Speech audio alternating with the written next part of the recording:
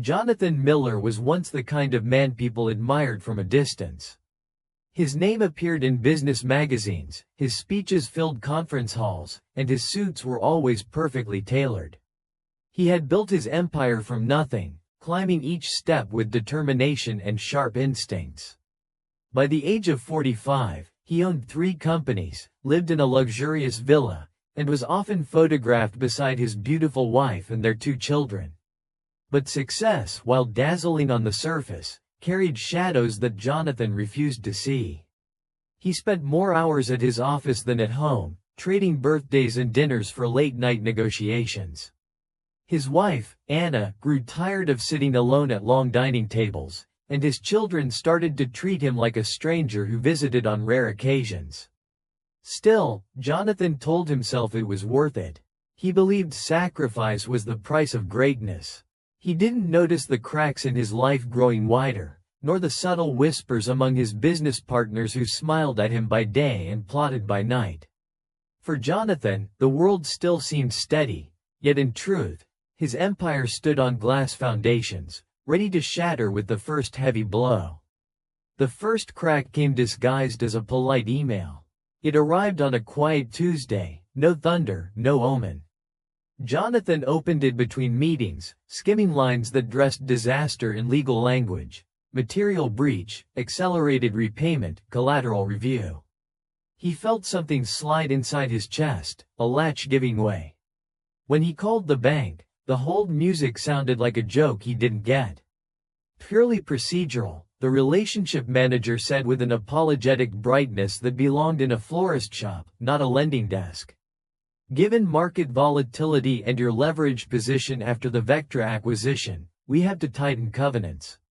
I'm sure you understand. Jonathan understood too well. The Vectra deal, aggressive, dazzling, ego-sweet, had been the final stone placed on his glass tower. He'd trusted a glowing forecast and a partner's handshake, then signed his name in ink that might as well have been gasoline. He worked the phones. He called board members, then suppliers, then a politician who owed him a favor, then a rival who liked to talk in riddles. He promised returns, dinners, assurances, a second chance at the ground floor.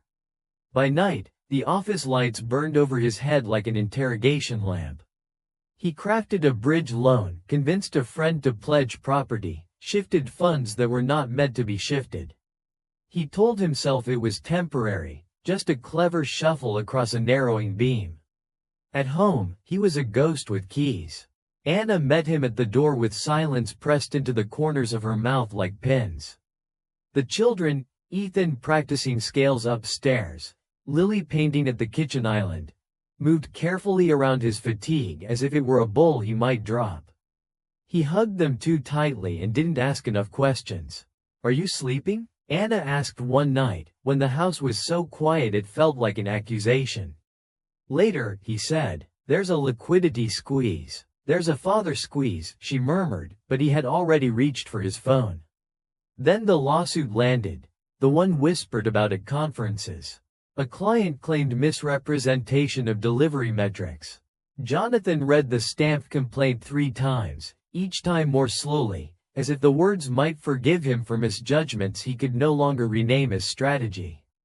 He called his general counsel and heard a pause so long it learned to stand upright. "We can fight," the lawyer said carefully. "It will be expensive. Discovery could get messy. You need to know your partners are." "What?" Jonathan asked, a taste of metal in his mouth. "Some are repositioning." By Thursday of the following week, reporters began calling. By Friday, the whispers had collected into a headline: Miller's empire under review. Saturday brought a glossy magazine's online feature, embellished with an old photo of Jonathan cutting a ribbon in a navy suit and a newer one of him walking out of a courthouse clutching a folder. The comments section crackled like a fire no one wanted to put out. On Sunday, his board asked him to consider optics. By Monday, they had considered for him. "You'll remain as founder," the chairman said, voice smooth as a silk noose, "but operational leadership must shift." For stability, for investor confidence. Jonathan stared at the screen. 10 faces tiled into indifferent squares, and realized how thin loyalty becomes when it's stretched over falling numbers. He thought of the late meals he'd skipped, the birthdays turned into IOUs, the quiet hurts he had filed under cost of doing business. He thought he might throw his laptop, then he remembered he still owed the bank. He signed the resignation letter in a conference room that looked like a clean white lie. The pen refused to protest. After that, the days blurred into paperwork and goodbyes that were not good, only brief. Assistants packed his office into neat boxes labeled personal, as if his life could be contained by the word. He found a photograph of Anna on their Rio vacation, sunlight in her hair, her mouth open mid-laugh as if joy were a language he had once spoken. He put the photo in the pocket of his coat without looking at anyone. At home, quiet became doctrine. Anna folded a dish towel with priestly attention and did not ask questions she already knew the answers to. That evening, he tried to tell the story in a way that made him sound like a man with a plan. "It's temporary," he said, and hated how thin his voice sounded. "Market cycles. There were bad actors. I need to focus on securing assets. Once that's done, we can." "We?" she repeated softly, as if the word itself were exhausted. He reached for her hand. She let him, but her fingers felt like something that had learned to protect itself. "I'm with you," she said, and he forced himself to believe her. 3 weeks later, creditors lined up. Legal fees multiplied like a rumor. The bank called in the note on the cottage upstate. The lender on the second mortgage found a clause that turned into a trapdoor. Auction tags appeared in the house like moths. A man with a clipboard nodded sympathetically at the Steinway as if it were a dying relative. "We can keep the essentials," Jonathan announced, trying to give shape to a shrinking space. "We don't need the extra dining table. The art can be rotated out of our lives," Anna said, not unkindly. "The children need stability. They need to know what stays." One of the things that did not stay was the Mercedes. It left with a chirp and a printed receipt, the tow truck's bright lights blinking like a curse. Jonathan stood on the driveway as if good posture might change gravity. He watched his reflection slide across a departing window and thought he looked like a man being sketched by a bored artist. In the kitchen, Lily held a ceramic mushroom she had sculpted in art class. "Where will this go?" she asked. "With us," Anna said. "Always with us." Jonathan looked at his daughter and saw that S no longer automatically included him. The final blow landed on a rainy Wednesday, courteous as a doorman. The foreclosure notice sat under a magnet shaped like a strawberry. He pulled it free and read each line with the care of a surgeon, then read it again because surgeons sometimes lose patience anyway. He brought the paper to Anna. She didn't cry, she had already done that work. "I have savings," he said, but his voice made the sentence sound like a question. "Short term, I can negotiate a forbearance." "You can try," she said, and her eyes were not angry, only tired in a way that suggested the tiredness had grown roots. "But Jonathan, we can't keep living inside your next plan. The children need a now." They moved to a rental with soap bubble walls and a narrow hallway that smelled like cabbage from someone else's dinner. The master bed didn't fit. The couch did, if they held their breath. Anna found a school bus stop around the corner. Ethan asked if he had to tell people where they used to live. Lily asked if she could bring the mushroom to class. Jonathan commuted to the office he no longer owned and then to meetings in offices he had never wanted to visit. He talked to men whose smiles considered him a hobby. He learned the exact angle at which a banker can shrug. He began to carry stress like a second spine. One evening, he returned to the rental with 2 paper bags of groceries and a bottle of wine that cost less than parking. He found a note on the kitchen counter, written in Anna's precise script that always made lists look like promises kept. "John, I have taken the children to my sisters for a while. They deserve peace. I deserve air. You deserve truth. You are fighting fires with the same hands that lit them. I know you don't mean harm. But your plans have swallowed us. I can't keep asking them to believe in a future that never arrives. I'm not closing the door. I'm just moving it somewhere safer for now." He read it twice and then stood very still, as if stillness could rearrange the letters into a different outcome. He called her. The call went to voicemail with a politeness that felt surgical. He tried Ethan, then Lily. He left messages that sounded like a man practicing grief at low volume. Over the next weeks, he tried to fix everything at once. He tried to fix it with money he didn't have and with apologies he rushed through like contracts. He made grand gestures that felt heavy in his hands and hollow in theirs. He bought a used bicycle for Ethan that didn't fit. He ordered a custom watercolor set for Lily that arrived broken. He composed a text to Anna every morning, then deleted it every night when the day failed to match his promise. He did not do everything he could to bring them back, though he told himself he did. Pride interfered, that old fluent language. He wanted to return as a winner, not a man on his knees. He wanted to control the narrative, not confess it. He attended mediation with a crisp shirt and a prepared tone, as if persuasion were a sport. The mediator asked about budgets and schedules. Anna talked about dinners and silence. Jonathan talked about horizons and rebound strategies. They left with a temporary arrangement that fit nobody. He moved into a long-stay hotel near the Ring Road, where the carpet remembered too many shoes. He worked in the lobby at a small table that wobbled, making lists he titled with militaristic nouns: rebuild, restore, retake. On the third day, his credit card declined at the front desk. He explained about pending wires, about banking hours, about a manager who had promised. He heard himself from outside his body and did not like the distance. The manager cleared his throat. "We can hold your belongings until Friday, Mr. Miller." "My belongings," Jonathan repeated. He thought of the boxes in storage, the photo of Anna in his coat pocket, the mushroom on Lily's shelf, Ethan's bike leaning against a wall that wasn't theirs. He thought of all the things that don't fit in boxes: trust, dinner conversations, the way your child's hand relaxes in sleep. He left with a suitcase and a briefcase and a necktie he would not need.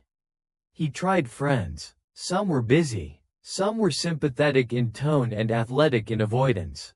One invited him for coffee and listened with the attention of a therapist until the bill arrived, and so did a text that required immediate departure. Another offered a couch for a week or two, then rotated to a few nights, then tonight, actually, then my girlfriend is, well, you know.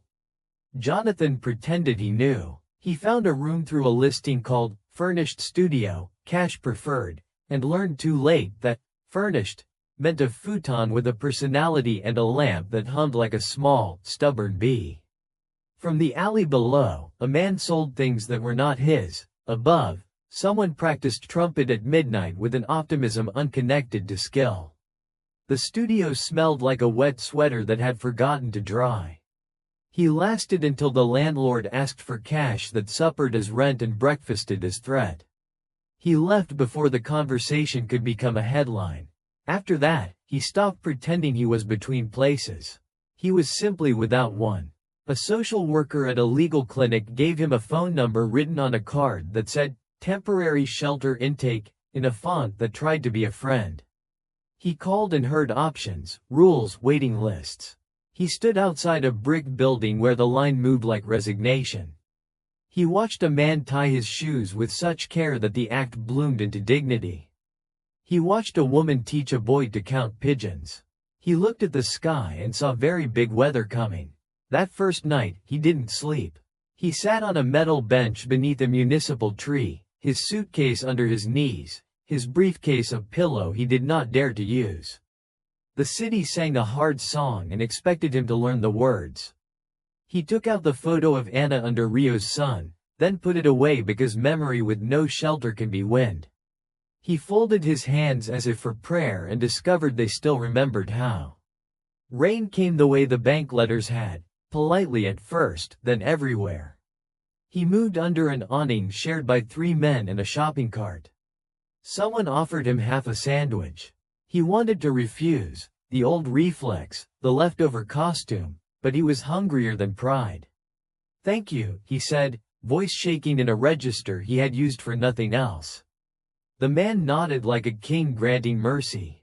In the gray hour when the world looks between breaths, Jonathan wrote a list in his head because paper was already a luxury. He listed what he had.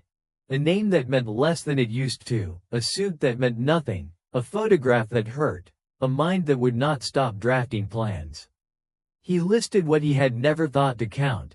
The warmth of a stranger's half sandwich, the way dawn arrives without permission, the fact that breathing, ridiculous as it seemed, continued. When morning stretched itself across the boulevard, he felt something inside him surrender, not to defeat, but to truth. He was a man on a bench in yesterday's suit with rain asleep in his hair. He was not CEO, or keynote, or the answer to a reporter's question. He was a person whose feet were cold. He stood. His knees argued, his back made a remark. He found the shelter line again and joined it, carrying his suitcase, his briefcase, his photograph, and a thin new humility he did not yet know how to hold. Around him, people shifted and coughed and made space for one another as if space were something they had been trained to share.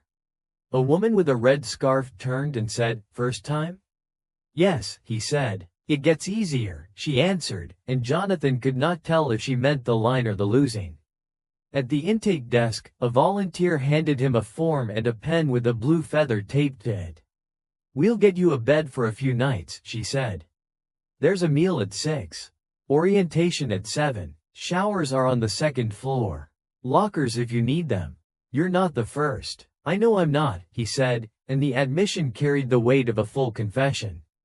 He signed where they asked, spelled his name for the 3rd time, answered questions about allergies and medications, checked no more often than he had in the last 20 years. When the volunteers smiled at him, it felt like a hand on his shoulder that didn't demand anything in return. They gave him a narrow bed with a clean sheet that smelled of bleach and a thin blanket that remembered other bodies. He sat, then lay down, then stared at the underside of the bunk above, where someone had scratched a sentence into the paint, "Still here." He closed his eyes and let the words settle on him like a second blanket. In the evening, a man called Reyes told stories at the common table. About a time he worked on a ship that smelled of salt and diesel, about a captain who could steer by starlight, about a night when the sea was so calm it felt like a promise. People listened the way the rich listened to a market tip. Jonathan listened because voices were warmer than silence. Later, a volunteer named Mina brought a stack of pamphlets, job resources, legal clinics, a program for financial literacy whose title stabbed him with irony. "You can start tomorrow," she said. "Or not. No one here keeps score the same way." Jonathan took the papers and nodded as if he understood the terms of this new world. He didn't, not yet. But he knew this. The ledgers he had spent his life balancing were nothing compared to the arithmetic of a human heart. The first column to reconcile was his own. He lay awake long after lights out, the room full of breath and occasional small storms of snoring. Somewhere, a radio whispered an old song. He thought of Ethan's hands on piano keys, of Lily's mushroom on a windowsill, of Anna's note on the counter. He thought of all the ways a man can fail without noticing, and of the one way he might learn not to. By morning, he had decided nothing grand. He would not reclaim an empire by noon or stage a comeback photo by Friday. He would shower. He would eat a hot breakfast he hadn't paid for. He would say thank you every time that fact complicated his throat. He would ask Reyes about the ship and watch the way the man's eyes lit when memory sailed back. He would show up at orientation with a pen that wore a blue feather, and when they asked him to write his name, he would do it slowly, like a vow. Outside, the city brightened into a day that did not need him. Inside, beneath a ceiling that had seen too much and kept it to itself, Jonathan began the smallest work of all. The kind that starts before pride wakes up, the kind that teaches a man how to be a person again. Jonathan learned quickly that survival had its own curriculum, and he was late to class. The first lessons came in the form of hunger. Hunger was no longer the kind that made him impatient in a boardroom when lunch was delayed, nor the mild gnaw that could be fixed with a delivery app on the way home. This was a sharp, constant animal, crouched just beneath his ribs, ready to leap whenever his thoughts wandered. Meals at the shelter were dependable but small, and when Jonathan missed them, either because of pride or disorientation, the hunger scolded him like an unpaid debt. He learned to queue quietly, to accept trays without eye contact, to sit where space opened rather than where his preference pointed. He ate beans and rice as if they were caviar, tasted warmth in bread as if it were wine. The first time someone handed him an apple on the street, a volunteer from a church group, he nearly cried, not for the gift itself, but for the kindness of its ordinariness. The second lesson was cold. Nights in the city seemed built to test bone and spirit alike. The shelter was not always guaranteed. Sometimes the beds filled before his turn came, leaving him outside under the bruised sky. He bought a second-hand coat from a thrift pile, its lining torn, smelling faintly of cigarettes. It became his armor. He folded newspapers under his shirt, discovered how cardboard softened concrete, and learned the warmth that came when two strangers sat shoulder to shoulder, not for affection but for survival. The third lesson was invisibility. In his former life, Jonathan had been accustomed to recognition. Waiters remembering his order, doormen nodding as he passed, colleagues quoting his speeches. Now, people's eyes slid past him as though he were a stain on the sidewalk. Sometimes they looked through him, as if he were already erased. Other times they stared with suspicion, tightening their grip on purses and steering children away. He hated it at first, the shrinking of his humanity. But slowly, invisibility gave him something else: time to listen. He began listening to the stories of others. Reyes, the man from the shelter, spoke of oceans and ports in distant countries, his voice weaving maps in the air. Marlene, a wiry woman with sharp eyes, told him she had once been a nurse before illness and addiction closed doors she couldn't reopen. James, a veteran with trembling hands, shared fragments of war and silence that followed him home. Each life, Jonathan realized, had its own empire and its own collapse. He was not unique, he was merely another chapter in a library of loss. Days bled together. Sometimes Jonathan searched for work, clutching pamphlets from orientation, but interviews wilted the moment employers saw his address line marked temporary. Once, a manager at a construction site asked, "You any good with your hands?" Jonathan almost laughed. His hands had signed contracts, not carried bricks. But he said yes, because the hunger animal was pacing again. He lasted 3 days before blisters split open and his back gave way. He returned to the shelter ashamed, but Reyes only handed him a cup of soup and said, 3 days is 3 more than none. Jonathan learned the rhythms of the street. Which corners were safe, which alleys to avoid after dark, which police officers treated the homeless with quiet patience and which enjoyed flexing authority. He learned that generosity came in strange disguises, like the bakery worker who left a bag of unsold rolls on the back step, or the bus driver who let him ride free one rain-soaked morning. He learned that cruelty, too, could come from unexpected places. A passing car that threw garbage at him, a boy who spat while laughing with his friends. And slowly, beneath the humiliation and ache, something inside Jonathan shifted. One night, unable to sleep, he pulled the photo of Anna from his coat. In the shelter's dim light, her smile looked like a relic from a vanished religion. He traced the outline of her face with a finger and whispered, "I'm sorry." It was not the grand apology he had once rehearsed in legal language. It was a raw truth, stripped of defense. He didn't know if she would ever hear it. But the act of saying it, out loud, to no one, felt like the first true thing he had done in years. Jonathan began volunteering in the shelter simply because he couldn't sit idle. At first, it was small, wiping tables, stacking chairs, sweeping hallways. Mina, the volunteer who had handed him the feather pen weeks earlier, noticed his consistency. "You've got a knack for organizing," she said. "Most people just drift through." Her words struck him. Organizing was something he knew. He might not know how to fix engines or swing hammers, but he knew how to manage systems, create order, find resources. For years, he had used those skills to build companies that served profits. Perhaps now, he thought, they could serve something else. He started helping distribute meals. He learned to read the flow of the line, when to speed up, when to slow down, when to slip an extra bread roll to someone with hollow eyes. He talked with newcomers, explaining rules and showing them the shower rooms.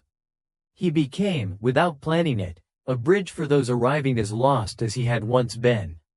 The shelter director, an older man named Harold, took notice. "You've got leadership in you," Harold said one evening as they stacked crates of donated canned goods. "But the kind that listens first. That's rare here. Most folks are too busy shouting their pain." Jonathan didn't know what to say. Leadership had once been his identity, but it had rotted into arrogance and blindness. Now, hearing the word again in this new context felt like holding an object he didn't recognize. "Don't waste it," Harold added, patting his shoulder. As weeks turned into months, Jonathan grew into this unexpected role. He began to see patterns. The cycles of people who came and went, the gaps in resources, the opportunities for connection. He helped draft a schedule that balanced chores more fairly. He suggested outreach to local businesses for donations, even drafting the letters himself. To his surprise, a few companies responded. Not because they knew his name, he no longer signed as CEO Miller, but because his appeals were clear, honest, and rooted in lived truth. But growth was not a straight line. There were nights he still felt crushed by shame. Mornings he woke aching for the sound of his children's voices. He saw families arrive at the shelter, their children clinging to plastic bags of clothes, and his throat tightened until he could not speak. Sometimes he left to walk alone, circling blocks under the sodium lamps, wrestling with ghosts. It was on one of these walks that he met Matthew, a young man barely 20, shivering outside a closed pharmacy. His face was pale, his hands covered in scabs. Jonathan sat beside him. "You need the shelter," Jonathan said. Matthew shook his head. "They'll just preach at me." "No one preaches there," Jonathan replied. "They'll give you a meal. A bed." The boy stared at him suspiciously. "Why do you care?" Jonathan opened his mouth, then closed it. He realized he had no clever answer, only truth. "Because someone once cared enough to tell me." Matthew came with him that night. Weeks later, he was still there, slowly piecing himself together. And Jonathan understood. Perhaps this was what redemption looked like, not grand gestures, but guiding one soul at a time toward warmth. Invisibility began to fade, not because the world suddenly noticed him, but because he noticed others. He saw the resilience in people written off as lost causes, the humor in men who had nothing yet joked like kings, the strength in women carrying burdens heavier than his failed empire. In their eyes, he rediscovered humanity, his own included. By the end of that winter, Jonathan was no longer merely surviving. He was contributing. He was a part of a fragile, patchwork community that held each other up when the city looked away. And though he still slept on a thin mattress and ate donated beans, he felt richer in one way. He had found a reason to wake each morning that wasn't about profit or reputation. For the first time in years, Jonathan Miller was not chasing an empire. He was learning how to build a life worth sharing. And yet, somewhere deep within, a quiet vision began forming, an idea he did not yet dare to name. It whispered of a future where shelters were not stopgaps, but homes of dignity. Where men and women like him could find not only beds, but a path forward. Where loss could be turned into a new kind of wealth, compassion. It was only a whisper then, fragile as breath. But Jonathan had learned that whispers, if nurtured, could grow into voices strong enough to change the world. Spring came reluctantly, like a guest unsure if it was welcome. The city thawed in patches, first the parks, then the gutters, then the faces of those who had endured the winter. For Jonathan, it felt like more than a change of weather. It felt like a door slowly opening, though he wasn't yet sure what waited behind it. At the shelter, things had grown busier. More people came each week, some staying only for a night, others for months. Jonathan had become part of the rhythm. helping Harold with inventory, greeting newcomers, drafting simple plans that made scarce resources stretch further. One afternoon, while taping a notice about meal hours to the wall, Mina said, "You should be on the other side of this desk." "Staff, not volunteer." Jonathan chuckled. "I don't think they're hiring disgraced CEOs." "Not disgraced," Mina corrected. Transformed. Her words lingered like sunlight after she walked away. Could that really be true? Was it transformation, or just survival dressed in better clothes? The question haunted him until one night, while serving soup, he met Eleanor. She was in her 50s, wiry as wire, with eyes that darted like sparrows. She had been on the street for years, slipping between shelters and alleys, carrying her belongings in a patched duffel. When Jonathan handed her a bowl, she said, "Thank you, Mr. Miller." He froze. "You know me?" "Read about you," she said with a shrug. "The man who had it all and lost it. Guess we're neighbors now." Jonathan wanted to defend himself, to explain the nuances, the betrayals, the lawsuits. Instead, he found himself nodding. "Yes, that's me." "Then maybe you're the one who'll finally do something," she said, and moved on, leaving him stunned. That night, he lay awake staring at the bunk above, her words echoing in his mind. Finally do something. He had spent months adjusting, learning humility, rediscovering humanity. But maybe it wasn't enough to simply blend into the shelter's rhythms. Maybe he was meant to build something new, something that gave dignity, not just survival. The idea returned with stubborn persistence. He sketched it in notebooks scavenged from donation piles. A shelter that wasn't a warehouse for the forgotten, but a community. One that offered not only food and beds, but training, counseling, paths back into society. He imagined clean dormitories with lockers, a kitchen run partly by residents, workshops for skills, partnerships with local businesses. A place where people weren't invisible, where names mattered. For weeks, he worked in secret, filling page after page with diagrams and plans.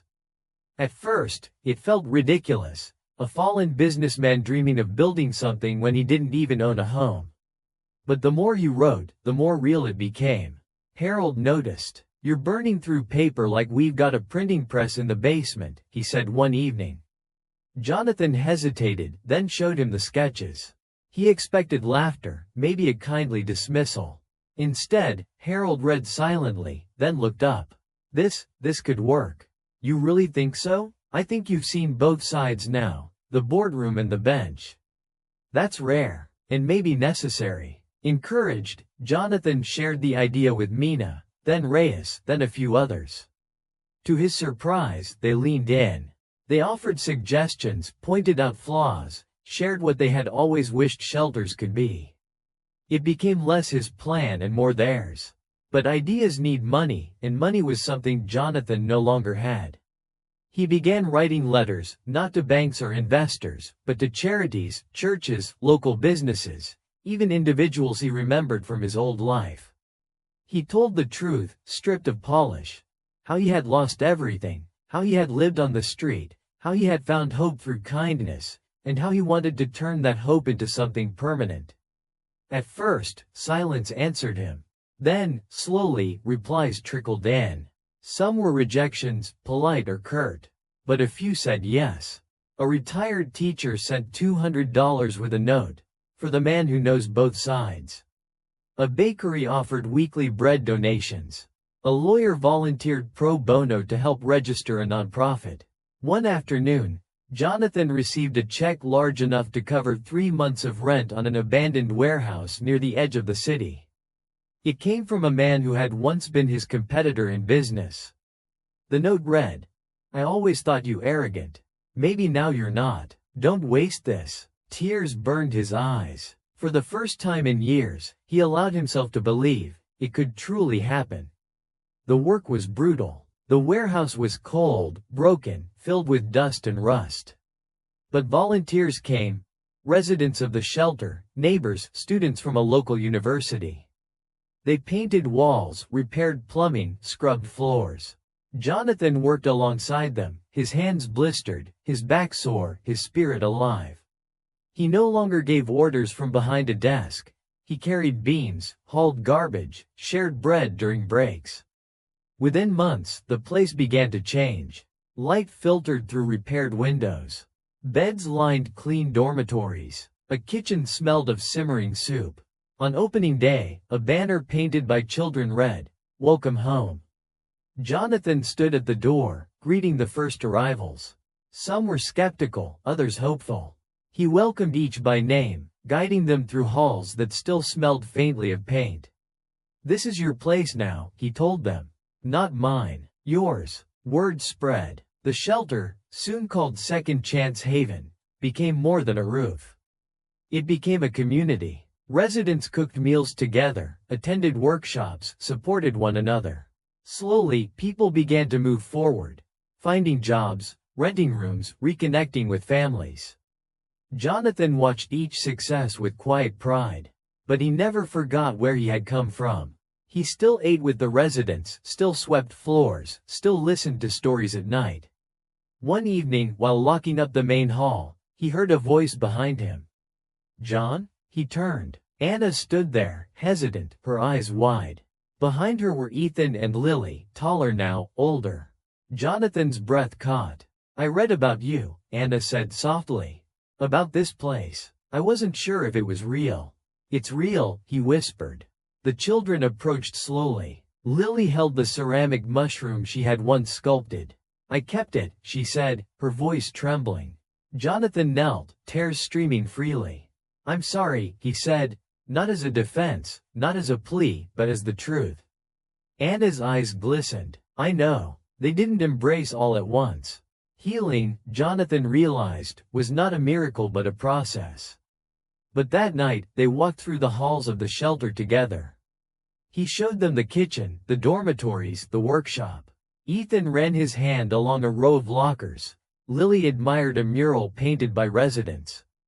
Anna listened quietly as residents greeted Jonathan with respect, some even calling him Mr. J. Later, as they stood outside under the stars, Anna said, "You change." "So has everything," Jonathan replied. "Maybe," she said, "we can change together." Hope, fragile and steady, settled between them. Years passed. Second Chance Haven grew. More beds, more programs, partnerships with schools and companies. Jonathan no longer chased wealth. He measured success in lives rebuilt, in names remembered, in laughter over shared meals. His story was sometimes told in newspapers, framed as redemption. But Jonathan didn't think of it that way. He thought of it as survival, humility, and service.